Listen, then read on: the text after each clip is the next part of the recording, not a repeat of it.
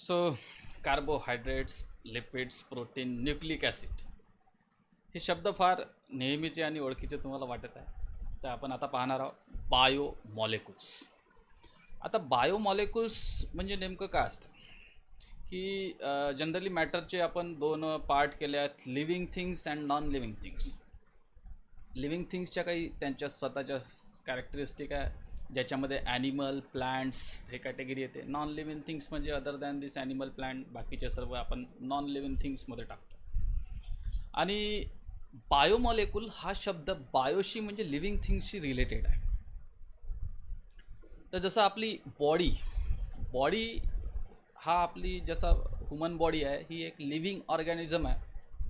आणि आपल्या जर बॉडीमध्ये आपण जर पाहिलं तर बॉडी ही ऑर्गन्सपासून बनलेली आहे. हात आहे, पाय आहे, ते ऑर्गन्स टिश्यूपासून बनले आहे, टिश्यू सेलपासून बनला आहे, सेल ऑर्गॅनेल्सपासून बनले आहे, ते ऑर्गॅनेल्स एका मॅक्रो मॉलिक्यूलपासून बनले आहे, मोठे मोठे मॉलिक्यूल, आणि ते मॅक्रो मॉलिक्यूल काही छोट्या मॉलिक्यूलपासून बनले आहेत. आणि ही जे छोटे मॉलिक्यूल्स आहेत ज्याच्यापासून ही पूर्ण बॉडी आपली बिल्डअप झाली आहे, त्याला आपण म्हणतो बायोमॉलिक्युल्स. तर बायोमॉलिक्युल्सची आपण दोन प्रकारे डेफिनेशन करू शकतो, जसं तुम्हाला दिसत आहे. All living body is made up of atom and molecule known as biomolecules. ज्या मॉलिक्युल्सपासून ही पूर्ण बॉडी बनली आहे त्याला आपण म्हणतो बायोमॉलिक्युल्स.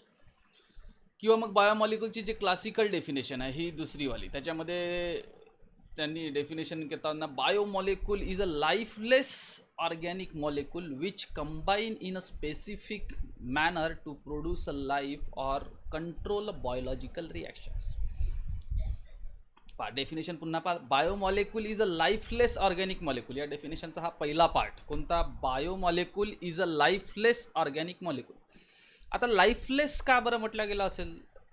लाईफ म्हणजे बॉडीमधला मॉलिक्युल्स आहेत, पण जर तुम्ही मॉलिक्यूलला बाहेर काढलं तर त्यांना स्वतःला लाईफ नाही. जसं आता हँड हा सजीव आहे, म्हणजे माझा हात आहे, पण मी हाताला कापून जर बाहेर ठेवला तर तो सजीव आहे का? नाही, तो लाईफलेस आहे, म्हणजे मग त्याला लाईफ नाही.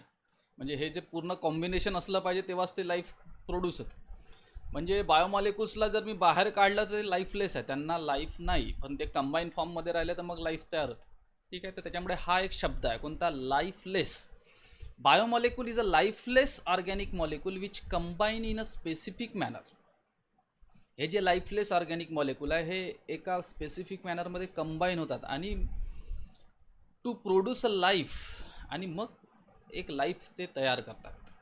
तर biomolecule is a lifeless organic molecule which combine in a specific manner to produce a life or control a biological reactions.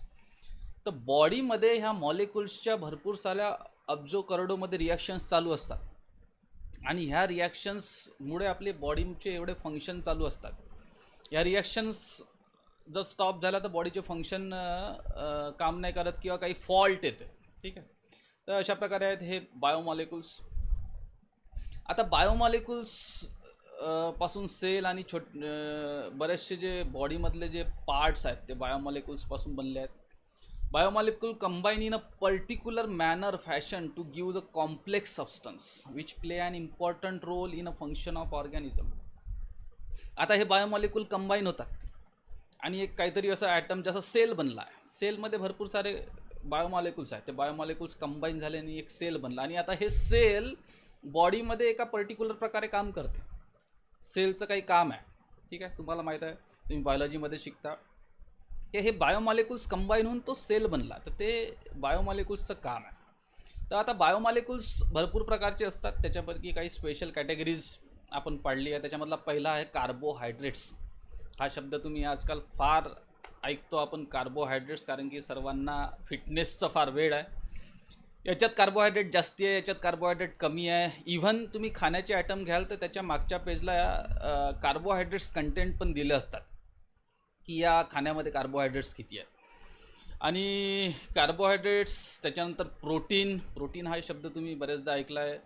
हाही बायोमॉलिक्युल्सच आहेत, फक्त कॉम्बिनेशन याचे वेगवेगळ्या प्रकारे, याचे स्ट्रक्चर वेगवेगळ्या प्रकारे आहे बायोमॉलिक्युल्स. आणि प्रोटीन मीटमध्ये सगळ्यात जास्ती असते, फळभाज्यामध्ये प्रोटीन्स असते. त्याच्यानंतर हार्मोन्स हा शब्द ऐकला आहे. हार्मोन्स हा एक प्रकारचा आपला बॉडीमधला केमिकल्स आहे, किंवा कॅटलिस्ट आपण ज्याला म्हणू. त्याच्यानंतर लिपिड्स हा एक प्रकारे स्टोरेज डिव्हाइस आहे. बरेचसे आपली एनर्जी कार्बोहायड्रेट्स किंवा बरेचसे फंक्शन तिथं स्टोअर राहते आणि जेव्हा बॉडीला गरज पडते तेव्हा ते तिथून ॲब्स्ट्रॅक्ट केल्या जाते. विटॅमिन्स हा शब्द पण तुम्ही ऐकला आहे. विटॅमिन्सच्या टॅबलेट पण आजकाल खाल्ल्या जाते. कोणते विटॅमिन्स कमी निर्माण झाले बॉडीमध्ये तर आपण सप्लिमेंटरी म्हणून बाहेरून प्रोव्हाइड करतो. आणि न्यूक्लिक ॲसिड ही RNA DNA हा जो आहे तो न्यूक्लिक ॲसिडचा प्रकार आहे. सध्या चालू असलेला कोरोनाला DNA नाही RNA म्हणजे काय, रायबोन्यूक्लिक ॲसिड, ठीक आहे. आणि DNA म्हणजे डीऑक्सिरायबोन्यूक्लिक ॲसिड. तर त्याचं काय ते डिटेल आपण नंतर त्या पार्टमध्ये पाहणारच आहोत. तर अशा प्रकारे बायोमॉलिक्युल्सचे जनरली आपण 6 प्रकार इथं पाहणार आहोत. 6 प्रकारचं इंट्रोडक्शन. तर कार्बोहायड्रेट्स जनरली फेमस याच्यासाठी आहे की इम्पॉर्टंट सोर्स ऑफ एनर्जी. तुरंत एनर्जी प्रोव्हाइड करणारा कार्बोहायड्रेट्स आहे. बाकीचेही एनर्जी देतात पण त्याला मग ब्रेक करावं लागते आणि तुरंत नाही मिळत, त्याच्यासाठी थोडीशी एनर्जी वेस्ट जाते. पण कार्बोहायड्रेटमधून डायरेक्ट मिळते. जसं ग्लुकोज म्हटलं तर एक प्रकारचा कार्बोहायड्रेट्स आहे. आता कार्बोहायड्रेट्सचे पुन्हा मग 2 प्रकार आहेत, कॉम्प्लेक्स आणि सिम्पल. ते आपण नंतर पाहणार आहोत. तर important constituent of cell tissue etcetera. तर कार्बोहायड्रेट्स आपली जे मॅक्झिमम बॉडी आहे कार्बोहायड्रेट्सनी बनले आहे किंवा कार्बोहायड्रेट्स प्रत्येक ठिकाणी कुठं ना कुठं हा कार्बोहायड्रेट्स मॉलिक्यूल येत असतो. जेवढे काही आपले बॉडी ऑर्गॅनिझम्स आहेत किंवा बॉडी ऑर्गन्स आहेत त्याच्यामध्ये सर्वीकडे कार्बोहायड्रेट्स आहेत. त्यानंतर कार्बोहायड्रेट्सची जे सुरुवातीला अभ्यास झाला किंवा जो सुरुवातीला स्टडी झाली त्याच्यामध्ये त्यांच्या असं लक्षात आलं की जेव्हा त्यांनी मॉलिक्युल्स पाहिलं तर त्या मॉलिक्युल्समध्ये त्यांना एक फॉर्म्युला दिसला. हा फॉर्म्युला तुम्हाला दिसत आहे CxH2O. की फॉर्म्युल्यामध्ये कार्बन आणि वॉटर याचा कॉम्बिनेशन त्यांना दिसला आणि त्याचा एक रेशिओ असते, X प्रमाणात C, Y प्रमाणात H2O. मग वेगवेगळ्या बायोमॉलिक्युल्स कार्बोहायड्रेटसाठी वेगवेगळा तो रेशिओ असतो आणि त्याच्यावरून त्यांनी त्याचं नाव कार्बोहायड्रेट्स ठेवलं. कार्बोहायड्रेट्स हा नाव त्याच्या फॉर्म्युल्यावरून पडला. कार्बन आणि वॉटर, कार्बन आणि हायड्रेट्स आणि याच्या कॉम्बिनेशनवरून तो कार्बोहायड्रेट्स नाव पडला. जसं फॉर एक्झाम्पलमध्ये आपण पाहू ग्लुकोजचा फॉर्म्युला काय दिसत आहे C6H12O6. तर C6H12O6 हा ग्लुकोजचा फॉर्म्युला आहे. जर आपण त्याला कार्बन आणि H2Oच्या फॉर्ममध्ये जर डिवाइड केलं तर 6 कार्बन आणि 6 H2O मॉलिक्यूल अशा प्रकारे C6H2O6 असा त्याचा कॉम्बिनेशन तयार होतं. तसं सुक्रोज पाहिलं तर सुक्रोजमध्ये 12 कार्बन आणि 11 H2O मॉलिक्यूल. तर हा जो कॉम्बिनेशन आहे कोणता, कार्बन आणि वॉटर मॉलिक्यूलचा, त्याच्यावरून त्याचं नाव बनलं कार्बोहायड्रेट्स, कार्बन आणि वॉटर मॉलिक्यूल. तर त्याच्यामध्ये आपण पाहू की some molecule have characteristic property of carbohydrate but it do not follows the CxH2O formula. याच्यात लिमिटेशन आली. आपण याच्या आधी का पाहिलं होतं की कार्बोहायड्रेट्समध्ये एक फॉर्म्युला आहे कोणता की तो CxH2O फॉर्म्युला फॉलो करते. पण इथं म्हणतात की पहिले अभ्यासात त्यांना असंच लक्षात आलं की सर्व बायोमॉलिक्युल्समध्ये हा फॉर्म्युला आहे.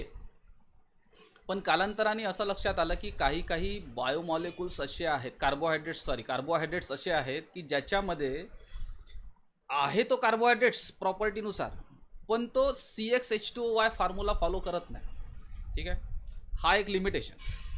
त्याच्यामध्ये फेमस एक्झाम्पल म्हणजे रॅमिनोज हा एक एक्झाम्पल आहे. ज्याच्यामध्ये CxH2O हा फॉर्म्युला फिट बसत नाही पण आहे कार्बोहायड्रेट. त्याच्यानंतर दुसरा आहे ॲसिटिक ॲसिड. आता ॲसिटिक ॲसिड असा आहे मॉलिक्यूल की जो फॉर्म्युला फॉलो करते पण कार्बोहायड्रेट नाही किंवा कार्बोहायड्रेटचे त्याच्यामध्ये स्ट्रक्चर नाही. तर अशा प्रकारे लिमिटेशन आले. मग त्यांनी ठरवलं की नाही, हा जो आपण पहिले कन्क्लुजन काढला कोणता कन्क्लुजन की कार्बोहायड्रेट्स म्हणजे कार्बन आणि H2O याचा कॉम्बिनेशन आहे, हा काही बरोबर नाही. कार्बोहायड्रेटसाठी मग त्यांनी दुसरी डेफिनेशन केली, रिडिफाईन केलं कार्बोहायड्रेटला आणि ही कार्बोहायड्रेटची फायनल डेफिनेशन झाली. म्हणजे कार्बोहायड्रेट जर तुम्हाला विचारलं तर तुम्हाला ही डेफिनेशन लिहावं लागेल, compound which are optically active polyhydroxy aldehyde and polyhydroxy ketone. आता याच्यामध्ये 2 शब्द आहे, optically active polyhydroxy aldehyde and polyhydroxy ketone. तर अल्डिहाइड आणि कीटोन हे ऑर्गॅनिक कंपाऊंडमधले फंक्शनल ग्रुप आहे, तुम्हाला माहीत आहे. हायड्रॉक्सी OH हाही एक फंक्शनल ग्रुप आहे, तुम्हाला माहीत आहे. आणि एक ऑप्टिकली ॲक्टिव्ह, आपण पाहू सर्व टर्म पाहू, पण सध्या तुम्हाला डेफिनेशनमध्ये ही डेफिनेशन कन्फर्म करायची की कार्बोहायड्रेट म्हणजे काय, तर असे ऑप्टिकली ॲक्टिव्ह कंपाऊंड. सगळ्यात पहिला ऑप्टिकली ॲक्टिव्ह का होते तो नंतर आपण पाहणार आहोत स्पेशलमध्ये. त्याच्यानंतर पॉलीहायड्रॉक्सी अल्डिहाइड आणि पॉलीहायड्रॉक्सी कीटोन, हे 3 वर्ड तुम्हाला फोकस करायचा. Optically active polyhydroxy aldehyde and polyhydroxy ketone, किंवा त्याची दुसरी डेफिनेशन निघली आहे जे कॉम्प्लेक्स कार्बोहायड्रेटमध्ये यूज होते. Compound which on hydrolysis produce polyhydroxy aldehyde or polyhydroxy ketone.